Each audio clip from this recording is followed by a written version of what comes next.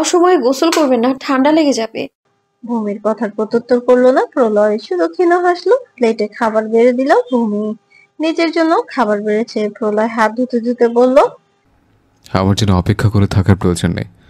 তোমার যখন খিদে পাবে তখনই খেয়ে নেবে, মনে থাকবে আমার কথা। ঘাড় কাত করে সায় জানালো ভূমি। সে নিজেও খেতে বসেছে, খিদে পেয়েছিল খুব। প্রলয় ভাত মাখাতে শুরু করলো। প্রথম লোকটা ভূমির মুখের সামনে তুলে ধরলো প্রলয়, ইশারায় বলল খেয়ে নিতে। অস্বস্তি হচ্ছে ভূমির, ভীষণ রকম অস্বস্তি। দুদিনের মাঝে এতটা স্বাভাবিক আচরণ কি করে করতে পারে বুঝতে পারলো না ভূমি। মুখের সামনে লোকমা সেভাবে তুলে প্রলয় বলল, স্বামী স্ত্রী একসঙ্গে খেতে বসলে যেমন ভালোবাসা বাড়ে, তেমন স্ত্রীকে খাইয়ে দেওয়ার সুন্নত। প্রলয়ের কথায় থতমত খেয়ে গেল ভূমি। লোকটা বুঝে গেল, ভাবতেই লজ্জা পাচ্ছে ভীষণ। মুখের সামনে ধরে রাখা লোকমা নিঃশব্দে খেয়ে নিল সে। বিশাল কামরা, সবুজ রঙা ঘুমবাতি জ্বলছে। রাতের গভীর আমা ঘুটঘুটে রূপ নিয়েছে। গভীর হচ্ছে যামিনী। সকালের তন্দ্রা প্রহর নামলেও দুটো মানুষ এখনো জেগে রয়েছে। খাওয়া দাওয়া পর্ব চুকিয়ে ভূমির হাত ধরে ঘরে নিয়ে এসেছে প্রলয়। বিছানার ওপর ভেজা টাওয়ালে পড়ে রয়েছে ভূমি, সেটা আলগোছে তুলে নিয়ে বারান্দায় মেলে দিয়ে এসেছে। এর মাঝে ভূমির পায়ের দিকে নজর পড়লো প্রলয়। দেখা মাত্রই শুধালো, পায়ে ড্রেসিং করেছিলে? কি বলবে ভেবে পায় না। কাল দুপুর থেকে তো এভাবে ব্যান্ডেজ করা। বিয়ের পর পড়ানোর পরপরই যখন ভূমি জ্ঞান হারিয়েছিল তখন মূলত আরস ব্যান্ডেজ করে দিয়েছিল পায়ে। ব্যথা জায়গায় নুড়ি কণার আঘাতে পরশু রাতের ক্ষত, রক্ত বের হচ্ছিল ক্রমাগত। কাল আরস বারবার বলে দিয়েছিল ড্রেসিং করে নিতে। এত কিছুর মাঝে বেমালুম ভুলে গিয়েছিল ভূমি। কিভাবে ড্রেসিং করতে হয় সেটাও জানে না। এই ঘরে কোথায় কি রাখা আছে সেটাও জানা নেই। প্রলয় যা বোঝার বুঝে নিল। ভূমিকে বলল, বসে বিছানায়। প্রলয়ের কথা অনুযায়ী বিছানায় বসলো ভূমি। একটুখানি ঝুঁকে বিছানার পাশে টেবিলের ড্রয়ার থেকে ফার্স্ট এড বক্স বের করলো। প্রলয় বসে বসে হাই তুলছে। ভূমি ঘুম পেয়েছে ভীষণ। দুপুরে ঘুমানোর সুযোগ পেল কোথায়? দুপুরে ঘুমানোর অভ্যাস আছে তার। মুখ তুলে একবার ভূমির দিকে তাকালো প্রলয়। এভাবে হাই তুলতে দেখে নিঃশব্দে হাসলো খানিকটা। ফার্স্ট এড বক্স বিছানার উপর রেখে মেঝেতে হাঁটু গেড়ে বসলো। কিছুটা ভরকালো ভূমির পায়ে স্পর্শ করার আগে পিছিয়ে গেল সে। প্রলয় কি করতে চাইছে তা বুঝতে পারলো। নিজে থেকেই বলল, আপনি ব্যস্ত হবেন না, আমি করে নেব। বাড়তি কথা শুনতে চাইছি না, পায়ে গিয়ে দাও। খুব অস্বস্তি হলো। সে বুঝতে পারলো প্রলয় তার সাথে সহজ হবার চেষ্টা করছে। এভাবে পা তুলে দেওয়া মানে তো বেয়াদবি করা। প্রলয় তার গুরুজন, এটা তো সে কোশ্চিন কালেও করতে পারবে না। কেন বুঝতে পারছে না প্রলয়? সে কি এতটাই অবুঝ? ভূমি শুনলো না তার কথা। প্রলয় নিজে থেকে ভূমির পা নিজের হাঁটুর ওপর রাখলো। বা হাত দিয়ে চেপে ধরে ডান হাত দ্বারা ব্যান্ডেজ খুলে দিল। ক্ষত শুকাতে শুরু করেছে। ভূমি একটিবার তাকিয়ে দেখলো, এরপর সঙ্গে সঙ্গে চোখ বন্ধ করে নিল। এসব কাটা ছাড়াতে ক্ষত সে দেখতে পারে না, ভয় করে ভীষণ। সকালে নীরব শান্ত পরিবেশে হানা নিয়েছে পাখির কিচিমিচি কলরব। জানালা ভেদ করে সোনালি রোদ আছড়ে পড়ছে। দিবস প্রদীপ তপ্ততা ভীষণ। রূঢ় তপ্ততায় গরম অনুভূতি হচ্ছে খুব। ঘুম ভেঙেছে ভূমির। আজও ঘুম থেকে উঠতে দেরি হয়ে গিয়েছে। দেহে বন্ধন উপলব্ধি করতেই চোখ বড় বড় করে তাকালো ভূমি। দেখতে পেল প্রলয়ের সঙ্গে নিজের বন্ধন দশা। তার স্পষ্ট মনে আছে দুজনে দু প্রান্তে শুয়েছিল। এখন দেখে মনে হচ্ছে ভূমি নিজে থেকে এগিয়ে এসেছে প্রলয়ের বক্ষস্থলে। ঘুমের ঘোরে উষ্ণতা খুঁজে নিয়েছে যেন। ভাবতে মাথা কাটা যাচ্ছে তার। লজ্জা তখন আগাস্পর্শী। এ মুখ কি করে দেখাবে? সে যে নিজ থেকে এগিয়ে গিয়েছে প্রলয়ের সমীপে। লোকটা ঘুমিয়ে আছে বিধায় লজ্জার হাত থেকে নিস্তার পেয়েছে। মনে মনে কেটে পড়ার চেষ্টা করতেই রুক্ষ হাতের স্পর্শ গভীর হলো। ক্ষিপ্র বেগে প্রলয়ের দিকে তাকালো সে। লোকটা জেগে গিয়েছে। ইস, কি লজ্জা, কি লজ্জা! চোখে চোখ রাখতে পারলো না ভূমি। মাথা নিচু করে চোখ বন্ধ করলো। ঘুমন্ত ভারী কণ্ঠস্বর ভেসে এলো, সারাটা জীবন আমাদের একসঙ্গে কাটাতে হবে, তাই নিজেকে আমার সঙ্গে সহজ হবার চেষ্টা করো। বিনিময়ে কিছু বলল না ভূমি। সহস্র অস্বস্তি নিয়ে সেভাবে শুয়ে রইল প্রলয়ের বুকের উপর মাথা রেখে। মনে মনে ভাবলো জীবনটা কোথা থেকে কোথায় পৌঁছে যাচ্ছে। কখনো কি ভেবেছিল তার বিয়ে এভাবে হয়ে যাবে? কখনো কি ভেবেছিল এরকম একটা সমৃদ্ধিশালী পরিবারে বউ হয়ে আসবে? ভাবেনি তো। তবুও জীবন কি অবলীলায় রং পাল্টাচ্ছে। প্রলয়ের ঘুম ভেঙে 8:30টায়। ভূমির ঘুম তো হয়নি, উল্টো এতটা সময় হাঁসফাঁস করছিল ছাড়া পাওয়ার জন্য। ভাগ্যিস প্রলয় উঠে পড়েছে, নয়তো এতক্ষণে হয়তো অস্বস্তিতে অক্কা পেত সে। এদিকে প্রলয় ওয়াশরুমে গিয়েছে, সেই সুযোগে ভূমির বিছানা ঘর গুছিয়ে পূর্ণতা পুষ্পিতার ঘরের দিকে ছুটেছে। ভেবেছিল আজ আর প্রলয়ের মুখো হবে না, কিন্তু তা আর হবে কোথায়। খাবার খেতে গেলেও তো এমনি মশাইয়ের মুখদর্শন হবে, ঘরে গেলেও তো সেখানে এমনি মশাইয়ের উপস্থিতি থাকবে। ডান হাতে নখ খুঁজছে আর কি ভাবছে, সেটাই ভাবছে ভূমি। এই মুহূর্তে নিজেকে ভীষণ চঞ্চল প্রকৃতির মনে হচ্ছে, নিজের মাঝে ব্যাপক পরিবর্তন লক্ষ্য করছে সে। উন্নত পুষ্পিতার ঘর একেবারে কড়া নাড়ল ভূমি। ভেতর থেকে কোনো পাল্টা জবাব এলো না, হয়তো ঘুমিয়ে রয়েছে। সেই ভেবে চলে যেতে নিলে পূর্ণতা দরজা খুলে দিল। তার ঘুম খুবই হালকা, আওয়াজ পেয়ে উঠে পড়েছিল পুষ্পিতা, এখনই কোলবালিশ আঁকড়ে ঘুমোচ্ছে। ঘুমো ঘুমো চোখে ভূমিকে দেখে পূর্ণতা শুধালো, তুমি এই সকাল সকাল আমাদের ঘরে? আমি কি তোমাদের কল ঘরে যেতে পারি? হ্যাঁ ভাবিমণি। সম্মতি পেয়ে ভূমি ঘরের ভেতর প্রবেশ করলো। হাই তুলতে তুলতে পূর্ণতা গিয়ে শুয়ে পড়লো পুষ্পিতার পাশে। তার ঘুম হয়নি, আরো ঘুমোবে। এমনিতেই কয়েকদিন ধরে দুবোন সকাল 10টার আগে ওঠে না, আজও তার অন্যথা হবে না নিশ্চয়ই। অন্যদিকে সকালে কাজগুলো ফিরোজাকে একা করতে দেখে মাধুরী বললেন, একা হাতে আর কত কাজ করবি? সকালে তো অনেক চাপ পড়ে যায় তোর ওপর, তাড়াহুড়োয় নাস্তা তৈরি করতে হয়। ওই মেয়েকে আজই বলতে হবে সকাল সকাল ঘুম থেকে উঠতে। কাজ করলে শিকদার বাড়ির বউ হবার শখ মিটে যাবে। আমার কোনো সমস্যা হয় না, আমি একাই পারবো। ভাবি, মেয়েটা এসেছে আজ, সবে 2 দিন হলো। সময় হলে নিজে থেকেই সব করবে হাতে হাতে। আমি তো সবই দেখছি, মনে হচ্ছে কিছুই শেখায়নি তার মা, নয়তো কাজ রেখে এভাবে বেলা অবধি ঘুমোতে পারতো না। মেয়েটা সুস্থ হলেই না হয় রান্নার দায়িত্ব দিব ভাবি। অসুস্থতা সবই বাহানা, দিব্যি তো ওই মেয়ে সারা বাড়ি এদিকে সেদিকে ঘুরে বেড়াচ্ছে। ফিরোজা কিছু বললেন না। কি বা বলবেন তিনি? এই বাড়ির বউ হয়ে আসার পর কারো মুখের ওপর টু শব্দটি করেননি তিনি। আজও কি তার অন্যথা হবে? কখনো না। পূর্ণতা পুষ্পিতার ঘর থেকে বেরিয়ে ভূমি নিজেদের ঘরে এলো। প্রলয় এখনো বের হয়নি, লোকটা নিশ্চয় গোসল করছেন। এতটা সময় ধরে গোসল করতে হয়? পুরুষ মানুষের গোসলে এত সময় লাগতে পারে কেন? তারা যত দ্রুত সম্ভব গোসল করে বের হবে। কই, তার তো এত সময় লাগে না গোসল করতে। তবে যেদিন চুলে শ্যাম্পু করে সেদিন একটু একটু দেরি হয় বইকি।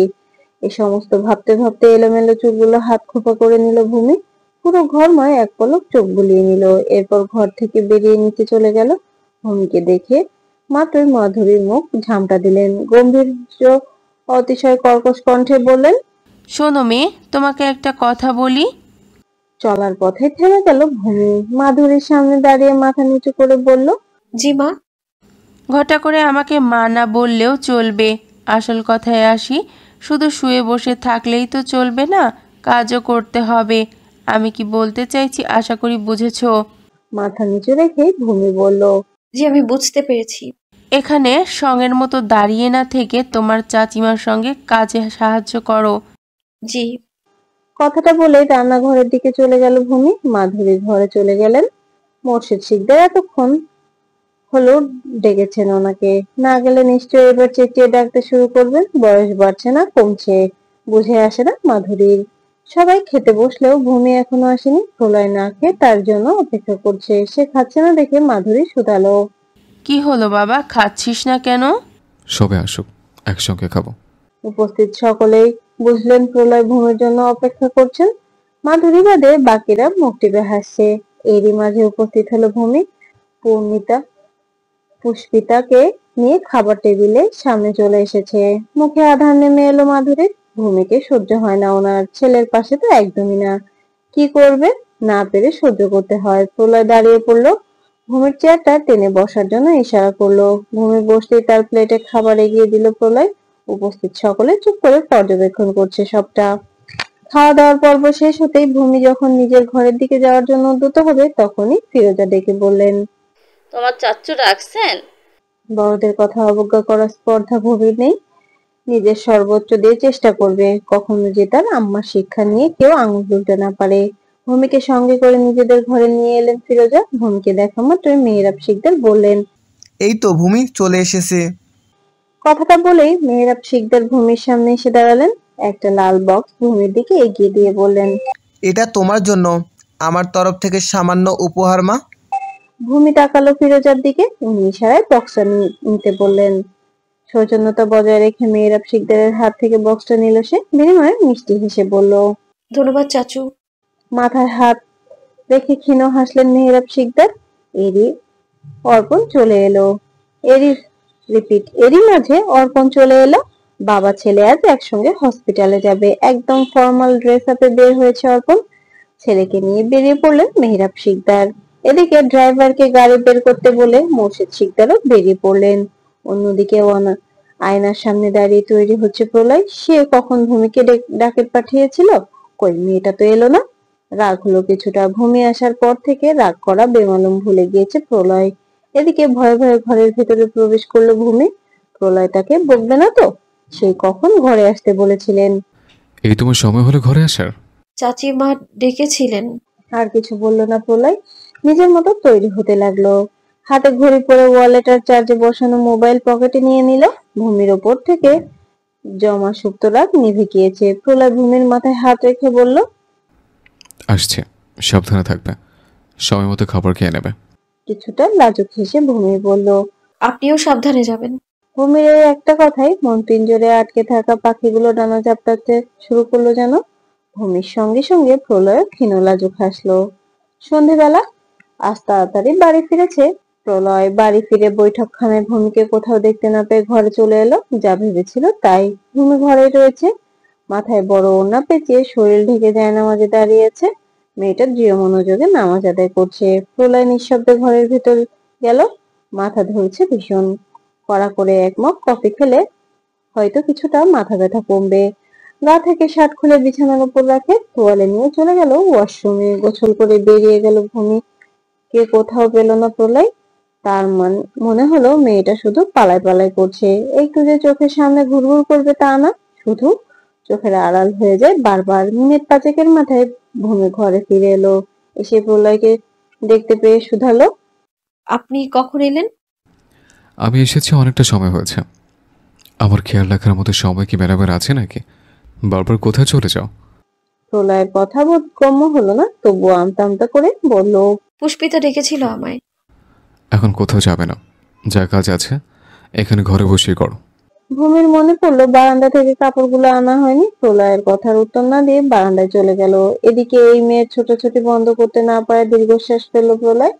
মাথা ধরা কমেনি, তাই ভাবলো নিজে গিয়ে কফি বানাবে। যেই ভাবা সেই কাজ। ঘরের দরজা চাপিয়ে দিয়ে চলে গেল প্রলয়। মিনিট 10 পর দরজার সামনে এসে দাঁড়িয়েছে প্রলয়। হাতে তার কফির মগ, নিজেই বানিয়ে নিয়ে এসেছে সে। দরজার সামনে দাঁড়িয়ে দেখতে পেল বিছানার এক কোণে বসে কাপড় ভাঁজ করছে। সকালে প্রলয়ের জমিয়ে রাখা ভেজা টি শার্ট আর ট্রাউজার ধুয়ে দিয়েছিল সেগুলো, আর সেই সঙ্গে নিচের জামা কাপড়গুলো ভাঁজ করছে ভূমি। প্রলয়ের আজও মনে পড়ে সেই প্রথম সাক্ষাতের কথা। সেই অস্তুপ্লুত মৃগনয়না বিশেষ গৌর সূত্রী, গাল দুটো মিষ্টি গোলাপের পাপড়ি, ঘন দীঘল ভেজা কৃষ্ণকেশ গুচ্ছ। যেই দেখবে তাক লেগে যাবে। এই সাক্ষাৎ নির্মলা ভূমিকন্যা।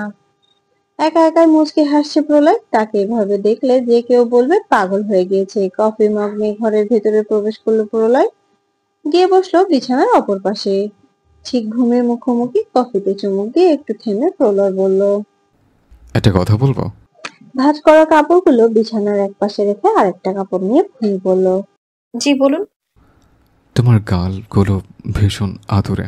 ব্যাস, বোম ফাটা হয়ে গেল। ভূমির হাত থেকে পড়ে গেল কাপড়। আর পরিস্থিতি উপলব্ধি করতে পেরে প্রলয়ের মুখ থেকে কফি বেরিয়ে গেল। কথাটা অজান্তে মুখ ফসকে বলে ফেলেছে প্রলয়। লজ্জায় এসে ভর করেছে প্রাপ্তবয়স্ক সেই গম্ভীর্য চোখের পাতায়। না, ঘরে আর এক মুহূর্ত থাকা যাবে না। ঘুমের দিকে এক পলক তাকিয়ে ঘর থেকে বেরিয়ে গেল প্রলয়। এতক্ষণে আটকে রাখা তপ্ত নিঃশ্বাস ফেললো ভূমি। নিঃশ্বাস নিতেও বেমালুম বলতে বসেছিল। বুকের ভেতর ঝিম ঝিম বাজছে, শব্দ তুলছে ভীষণ করে। স্পন্দন অনুভব করতে হাত রাখলো ভূমি। এ কেমন অনুভূতি? অনুভূতিগুলো যে ভীষণ জ্বালাচ্ছে। চোখ বন্ধ করে লাজ নিবারণের নিমগ্ন ভূমির অস্ত্রজোড়া কেঁপে উঠলো। তখন প্রতিক্রিয়া দেখাতে ভুলে গিয়েছিল। প্রলয়ের সামনে প্রতিক্রিয়া না দেখিয়ে বোধহয় ভালো হয়েছে। প্রলয় বা বোম ফাটিয়েছে। প্রলয় যা বুক ফাটিয়েছে, যতবার দুজনের চোখাচোখি হচ্ছে ততবারই বুক কেঁপে উঠছে ভূমির। আদুরে গলায় কথা শুনে সে কুবকাত, আরো কিছু শুনতে না জানি কি হয়। বড় ডাইনিং টেবিলে খাবারের বিশাল আয়োজন। আজ অর্পণের পছন্দের চিকেন রান্না হয়েছে, প্রলয়ের পছন্দের গলদা চিংড়ি, পূর্ণতা পুষ্পিতার পছন্দসই ইলিশ ভাপা। মেয়ে দুটো কাটা বেছে খেতে পারে না, তবু ইলিশ মাছ তাদের ভীষণ প্রিয়। মোর্শেদ শিকদার নিজে মেয়েদের কাটা বেছে দিচ্ছেন। এত সব প্রিয়র মাঝে কেউ ভূমির প্রিয় খাবারের কথা জানতেই চাইলো না। তারও যে পছন্দের খাবার থাকতে পারে সেটা কারো মাথাতেই এলো না। ভূমি শুধু অপলক চেয়ে দেখলো মেয়েদের প্রতি বাবা নিখাত ভালোবাসা। আজ বাবা থাকলে হয়তো তাকে ওইভাবে ভালোবেসে মাছের কাঁটা বেছে দিত। অজান্তেই মন খারাপের জেঁকে বসলো। খুব একটা পাত্তা দিল না ভূমি, খাওয়াতে মনোযোগী হলো। খাওয়ার এক ফাঁকে অর্পণ বলল, বাবা কাল আমি হসপিটাল যাব না। খাওয়া থামিয়ে মেয়েরা শিকদার শুধালেন, কেন? কাল ভাইয়ের দলীয় হতে একটা সমাবেশের আয়োজন করা হয়েছে, ভাইকে সেখানে উপস্থিত থাকতে হবে। প্রলয়কে থাকতে হবে, সেখানে তোর কাজ কি? সবে হসপিটাল জয়েন করলি, এখনই এভাবে না যাওয়াটাই কি ঠিক হবে? তোকে আমার সঙ্গে যেতে হবে না, চাচ্ছু তো ঠিকই বলেছে। তোমাকে আমি একা ছাড়বো না ভাই। মেয়েদের মতো চিন্তা করা বন্ধ কর অর্পণ। তো এইভাবে চিন্তা করলে তোর ভাবি লজ্জা পাবে। থমথমে হয়ে গেল অর্পণের মুখখানা। এইভাবে মুখের উপর কেউ অপমান করে, এমন কাজ তার ভাই ছাড়া কেউই করতে পারে না। ভাগ্যিস মেয়েদের মতো চিপকে থাকিস কেন, এটা বলেনি। আজকের মতো বেঁচে গেল অর্পণ, নয়তো এতগুলো মানুষের সামনে ইজ্জতের ফালুদা হয়ে যেত। প্লেটে খাবার নিয়ে ক্রমাগত নাড়াচাড়া করছে ভূমি। খাবারের গন্ধে মম করছে ডাইনিং স্পেস। ফিরোজা ইলিশ মাছের বাটি নিয়ে ভূমির কাছে গিয়ে দাঁড়ালেন। ইলিশ মাছ নেবে না সে। তখন মোর্শেদ শিকদারকে কাঁটা বাছতে দেখে মনে মনে ভাবছে, মাছের কাঁটাতে সেও বেছে খেতে পারে না। গ্রামে থাকাকালীন সময় দু একবার খাওয়া হয়েছিল ইলিশ মাছ, তখন আম্মা কাঁটা বেছে দিয়েছিল। মোড়ল বাড়ির দৈনন্দিন রান্না করা খাবার তো আসতোই, সেই সঙ্গে ভালো মন্দ কিছু রান্না হলে দুজনের জন্যই তরকারি নেওয়ার কথা বলে দিতেন নাজমা। পুরোনো কথা স্মৃতিচারণ হলো। ফিরোজা শুধালেন, তুমি তো কিছুই খাচ্ছ না ভূমি, ইলিশ দেই তোমাকে। আমি ইলিশ মাছ খাবো না চাচিমা। তা খাবে কি করে? এত সব খাবার কোনোদিনও চোখে দেখেছে? মাধুরীর কথা বেশ লাগলো উপস্থিত সকলে বুঝতে পারেনি উনি এমন একটা কথা বলে বসবে। নিঃশব্দে কয়েক ফোঁটা অশ্রুকণা গড়িয়ে পড়লো গোর কপাল জুড়ে। সকলের আড়ালে অশ্রু মুছে নিল ভূমি, কিন্তু কারো দৃষ্টি এড়ালো না ভূমির নীরব কান্না। মায়ের প্রতি বিস্তর রাগ মনের ভেতর চেপে বসলো। প্রলয়কে কিছু বলতে না দিয়ে মোর্শেদ শিকদার বললেন, তুমি থামবে মাধুরী, এ কোন ধরনের আচরণ?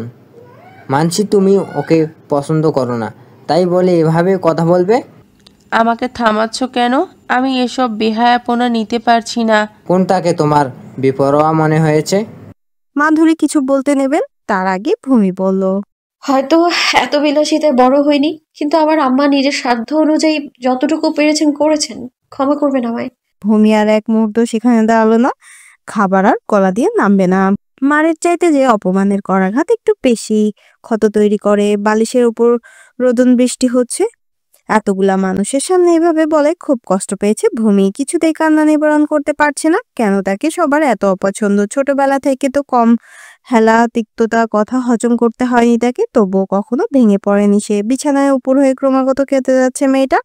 অতিরিক্ত কান্নার ফলে হেঁচকি উঠে গিয়েছে, মাথাও ধরেছে ভীষণ।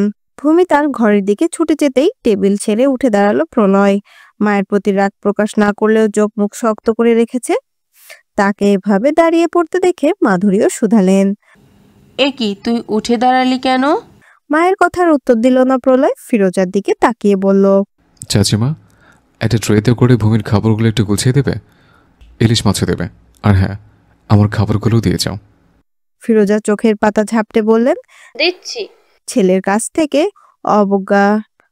অবজ্ঞা তো সহ্য হলো না মাধুরীর। গম্ভীর স্বরে তিনি আবারও শুধালেন, কি হলো? আমার কথা কি তোমার কানে যাচ্ছে না? যে খাবার টেবিলে আমার স্ত্রীকে অপমান করা হয়, সেখানে নিশ্চয় আমি বসে বসে পঞ্চব্যঞ্জন গোগ্রাসে গিলব না। পরের মেয়ের জন্য তুই কেন খাওয়া বন্ধ করবি? তোমার মেয়ে দুটো একদিন শ্বশুর বাড়িতে যেতে হবে, পরের বাড়ি বউ হবে। মাধুরী খানিকটা চেঁচিয়ে বললেন, নিজের মাত্রা অতিক্রম করো না প্রলয়। তুমি আমাকে বাধ্য করছো। আমার স্ত্রীকে নিয়ে আমি মানিয়ে নেওয়ার চেষ্টা করছি। তোমার এত সমস্যা কেন হচ্ছে মা? বিষয়টা ফিরোজারও খুব খারাপ লেগেছে, কিন্তু মুখ ফুটে কিছু বলতে পারলেন না তিনি। যার বউ তাকে মুখ ফুটে কিছু বলা উচিত। প্রলয়ের কথার সাই জানিয়ে এবার মেহরাব শিকদার বললেন, প্রলয়ের সাথে আমি একমত। তুমি এই ব্যবহারটা ঠিক করলে না ভাবি। ত্রস্ত পায়ে ট্রে হাতে নিয়ে ঘরের দরজার সামনে এসে দাঁড়ালো প্রলয়। সে জানতো মেয়েটা এখন গলা ছেড়ে কাঁদবে, হলেও তাই। ঘরের ভেতর প্রবেশ করে দরজা আটকে দিল প্রলয়। এগিয়ে গেল বিছানার কাছে। হাতে থাকা ট্রেটা বিছানার পাশে টেবিলের উপর রেখে বলল, ছোট ছোট কথা এভাবে কান্না করতে আছে? তুমি তো দেখছি খুবই ছিচকাও তো না। অনু মুখ তুলে তাকালো না ভূমি। প্রলয় কিছুটা ঝুঁকে ভূমির চুলে আলতো হাত রাখলো, তবুও মেয়েটা উঠলো না। কান্নাবেগ বেড়েছে। শব্দ করে না কাঁদলেও প্রলয় অনুভব করলো মেয়েটার শরীরে কম্পন। ভূমির মাথার কাছে বসে বলল, আমার ভূমিকন্যাকে যে রণরঙ্গিনী হতে হবে। মুখ তুলে সিক্ত নেত্রে প্রলয়ের দিকে তাকালো ভূমি। কানে বারবার প্রলয়ের বলা আমার ভূমিকন্যা ডাকটা প্রতিধ্বনিত তুলছে। ডাকটা যে ভীষণ আদুরে। কান্না বন্ধ হয়ে গেল ভূমির। হাত বাড়িয়ে চোখের পানি মুছিয়ে দিল প্রলয়। কান্না করে চোখে মুখে ইতোমধ্যে ফুলিয়ে ফেলেছে মেয়েটা। মুখ টমেটো হয়ে আছে। ভূমিকে শান্ত করতে প্রলয় বলল। প্রলয়ের এখন কথায় হেঁচকিও বন্ধ হয়ে গেল ভূমির। হতভম্ব ভূমি নাক ফোলালো। প্রলয় আবারও বলল, আর একটু কাঁদবে প্লিজ? মুখটা লাল টমেটোর মতো হয়ে আছে, ইচ্ছে করছে খেয়ে ফেলে। কান গরম হলো ভূমির। প্রলয়ের কথা মতো সে কি লজ্জা পেতে শুরু করেছে? এই লোকের সামনে তো লজ্জা পেলে চলবে না, একদম না। প্রলয় বিছানা ছাড়লো, হাত ধুয়ে খাবারের প্লেটটা হাতে নিল। ইলিশ মাছের কাটা বেছে ভূমির মুখের সামনে লোকমা তুলে বলল, চুপচাপ খাবারটা মুখে নাও, খাবারের উপর রাগ করে থাকা যাবে না। আমি খাবো না, আমার পেট ভরে গেছে। আমাকে আর রাগিও না ভূমিকন্যা, আমি এমনিতেই প্রচন্ড রেগে আছে।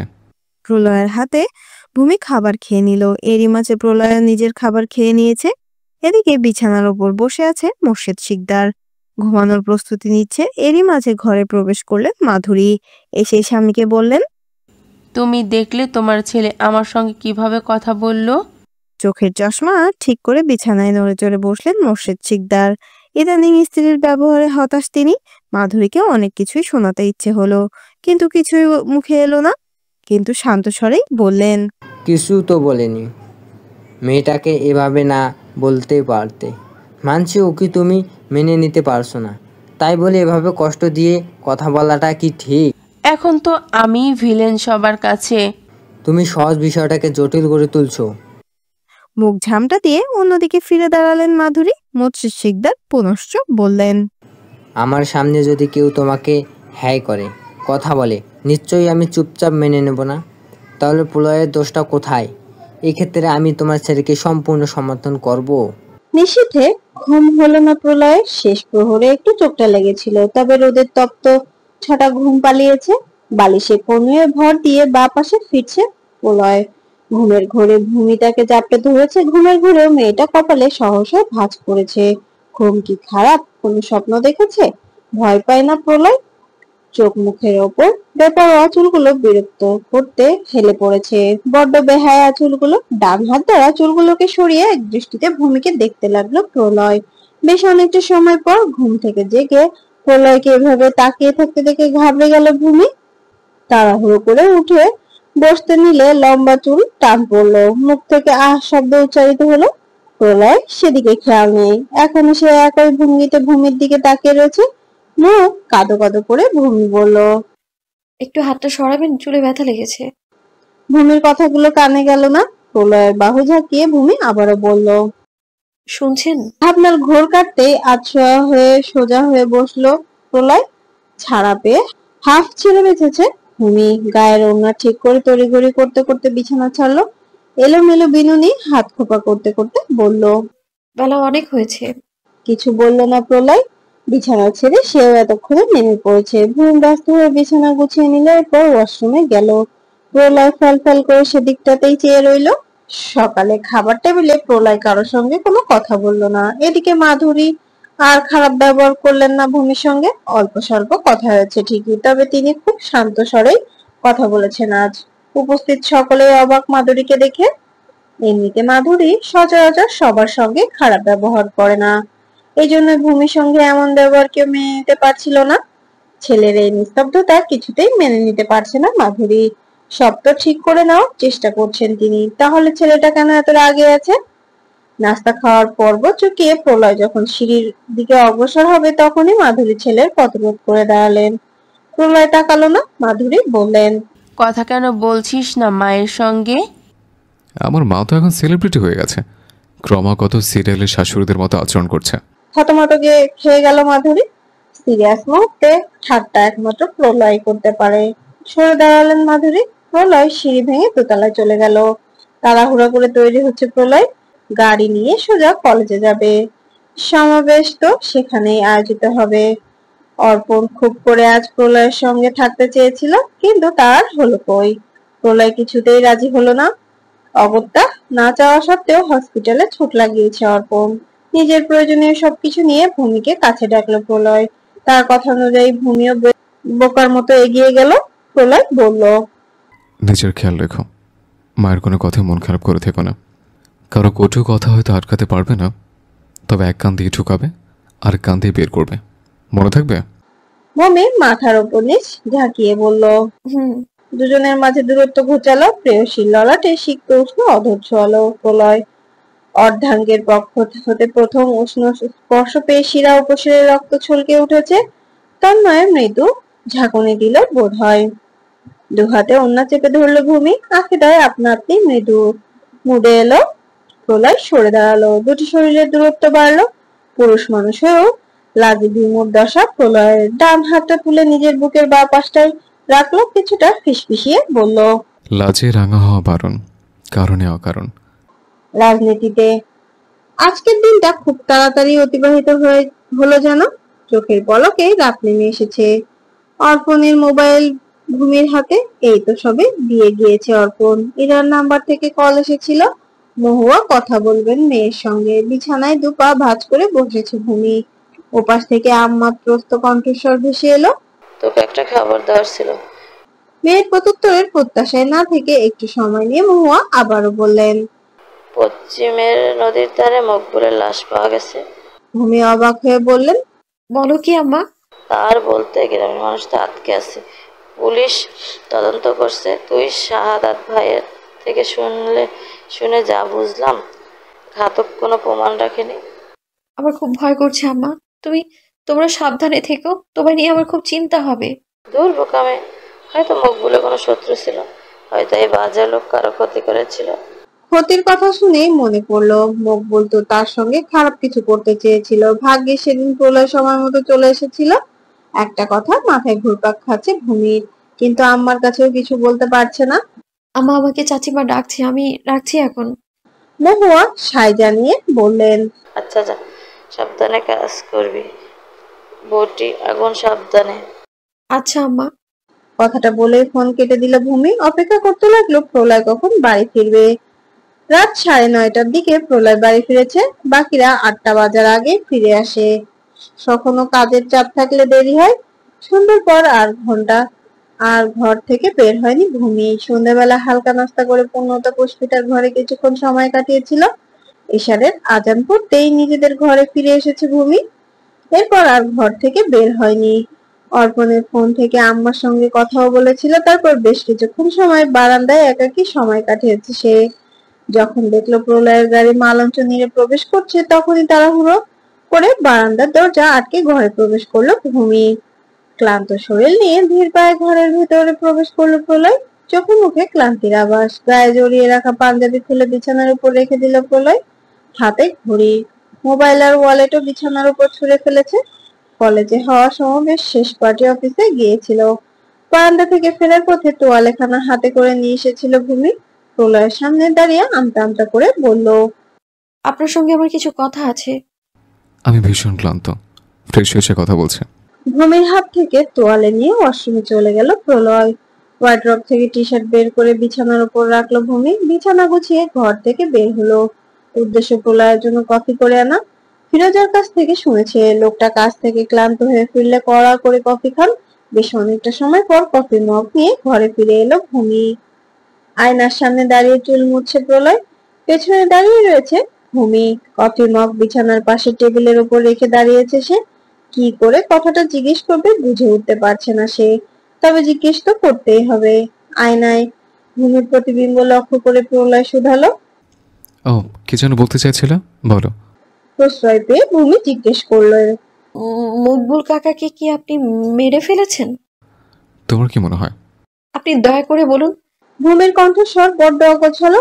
মনে হলো প্রলয় চোখ বন্ধ করলো। ভূমির রক্তাক্ত মুখটা চোখের সামনে ভেসে উঠলো। কাঁচ ফুটে পায়ের বেহাল দশা। অতিরিক্ত রক্ত ঝরার ফলে মেয়েটা ক্রমশ নিস্তেজ হয়ে পড়েছিল। একটা সময় অচৈতন্য হয়ে ঢলে পড়েছিল ধুলোবালি জমা মেঝেতে। ভূমির এমন অবস্থা দেখে চোখ মুখ দিয়ে আগুন ঝরছিল প্রলয়। সেদিন নিজের চোখে প্রলয়ের ভয়ঙ্কর রূপ দেখেছিল মকবুল। দেখতে পারছিল নিজের বিনাশ।